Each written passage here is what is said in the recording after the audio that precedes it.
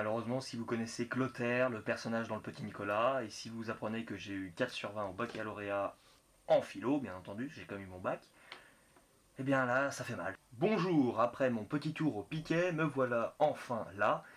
Et donc aujourd'hui, on va continuer à se poser la question, est-ce une bonne idée d'adapter les livres en film? Et là, on va s'intéresser, après Harry Potter la dernière fois, au Petit Nicolas. Les livres du Petit Nicolas me font toujours penser à Toy Story. Nous abordons des sujets qui parlent à tous, l'enfance, et c'est brillamment traité puisque nous avons droit à une galerie de personnages qui est quand même assez remarquable, assez fournie, que ce soit des adultes, les enfants, et nous avons donc un contexte social par rapport à la place de la femme dans la société d'il y a encore quelques décennies. Donc pour cet héritage historique de l'évolution des mœurs et des valeurs et des normes de la société, c'est très intéressant de manière sociologique, on va dire. Évidemment, on s'amuse aussi beaucoup dans le Petit Nicolas. Et comme je vous le disais, le principe d'avoir plein de personnages, c'est que dans certaines histoires, tel personnage que vous appréciez est davantage mis en avant que dans une autre histoire.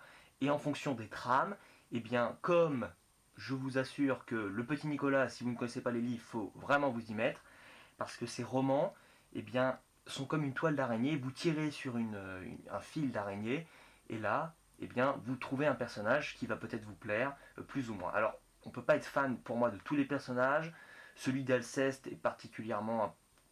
Je trouve qu'il manque un peu de piment, c'est de la moquerie pure pour moi, et il n'apporte jamais rien en termes de morale à l'histoire de manière générale, et au Petit Nicolas en lui-même.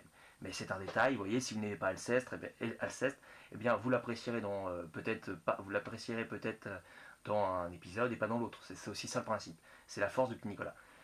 De manière générale, moi je vous avoue que j'adore le personnage du père, et dans les livres, il est parfois un peu trop sous-exploité, je trouve.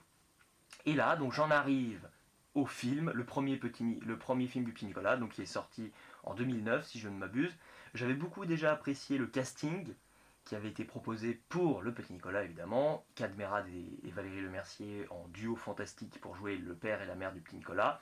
Et donc vous doutez forcément que si j'adorais le personnage déjà du père dans les livres, je l'ai adoré encore plus en termes de film. Le problème, voilà, c'est quand on fait jouer des enfants au cinéma, dans un film, c'est que parfois c'est pas toujours très réussi. Là, c'est pas mal, mais il y a trop de personnages, trop d'enfants qui ne savent pas encore si bien jouer que cela, même si pour les personnages les plus importants jouent extrêmement bien, franchement.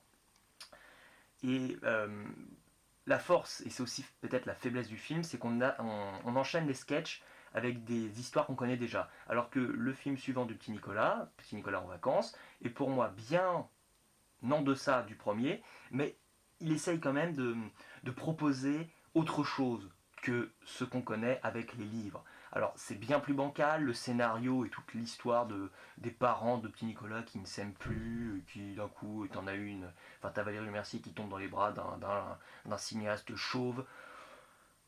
C'est un peu douloureux à suivre. Le film se regarde quand même, il n'est vraiment pas incroyable, mais au moins voilà, il est un peu plus imprévisible et c'est aussi sa force et sa faiblesse, quoi. Vous voyez que donc pour moi, les deux films du Petit Nicolas, ils comportent des qualités et des défauts, mais en général, on est dans un cercle vicieux, c'est-à-dire que souvent l'un ne va pas sans l'autre, vous voyez. Donc c'est embêtant. Et moi, j'aurais quand même tendance à vous dire que ce que je préfère comme adaptation du Petit Nicolas, vous allez vous marrer, hein, mais ce sont les épisodes qui durent à peu près 20 minutes, et c'est une petite série animée qui doit avoir maintenant peut-être 10 ans. C'est vachement bien fait, et pour moi, on est bien plus dans l'esprit des livres, des romans, et comme finalement le format, vous voyez, la durée de chaque épisode est bien plus en corrélation avec ce qu'on nous propose dans le roman, ça me plaît davantage finalement que les films qui durent 1 heure et demie et qui manquent finalement, enfin qui ont des longueurs et qui ont un problème de rythme et qui manquent un peu parfois bah, de, de, on va dire de cohérence dans l'enchaînement de ce qui se passe finalement, dans l'enchaînement des événements. Même si voilà, on a des bons gags. Donc, pour revenir au débat, je vous rappelle que nous continuons notre réflexion sur est-ce une bonne idée d'adapter les livres en film. Pour ma part, je dirais que malheureusement, avec le Petit Nicolas, l'expérience est assez aléatoire en fonction du rendu de chaque film. C'était quand même une assez bonne idée, mais je vous avoue que je ne suis pas chaud à 100% pour vous dire que oui, c'est une idée exceptionnelle et incroyable. Mais, grâce à la série animée, encore une fois, ça m'a quand même bien branché.